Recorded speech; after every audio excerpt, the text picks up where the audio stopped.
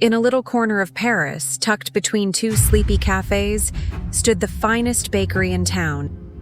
And beneath it, in a world of crumbs and candlelight, lived Remy. A rat. But not just any rat. Remy. Too much cinnamon. Again. Remy wasn't chasing cheese, he was chasing flavor. Look at that technique. Sneezes violently. Mon Dieu. I cannot smell.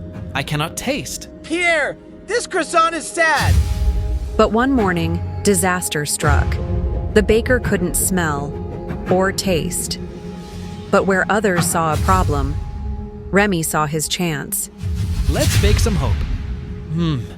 What in the world? Pierre, you a genius. This is divine.